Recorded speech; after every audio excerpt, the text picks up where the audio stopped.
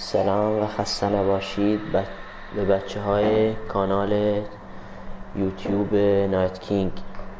یه بازی سبک ترسناک واسه تون آوردم به اسم دتکس چینج سو مسکر.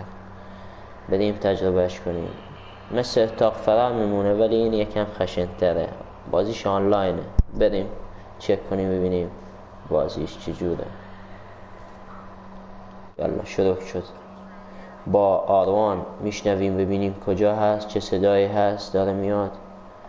با R2 میزنیم اگه یکی رو پیدا کردیم و با فلش بالا جاها رو میبینیم. مثلا اونجا اون پایین اون دو نفر دارن حرکت میکنن اون سمت. بریم سمتشون.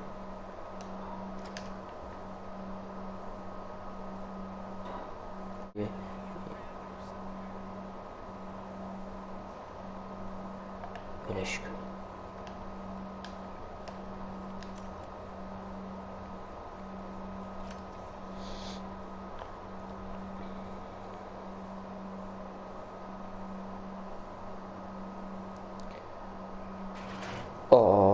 صدای داره من. فکر کنم یکی تازه داره بس باز کنیم.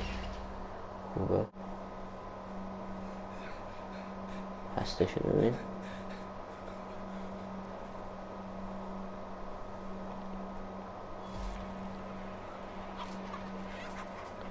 یکیشون نه اینا اونا دوستمون بود. داره فرام میکنه. دوبار بهش ضربه زدم. باز کن. این دوستمونه. کت قرمز پوشیده بود. کجا رفت؟ در تازه بسته. این درم باز کرده. اینجا مخفی شده فکر. یکیشون تونست فرار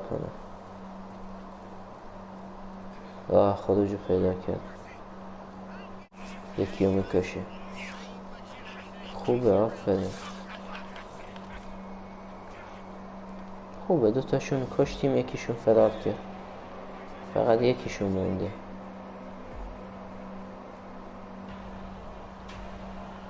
بازی قبلی خوب بازی کردیم. 3 تا کیل گرفتیم تو اون بازی قبلی.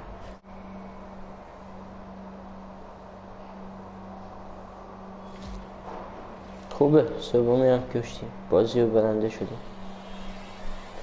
این انیمیشن آخرش. بسیم سکورمون 120. داداشمون 1040. اون یکی هم 900. کیل نگرفتیم این بازی. خب بچه ها تا اینجا خوب بود فیلم. بقیه‌شو بعدا میذارم. اگه دوست داشتید لایک ها زیاد کنید، کامنت بذارید. مرسی، دوستتون دارم.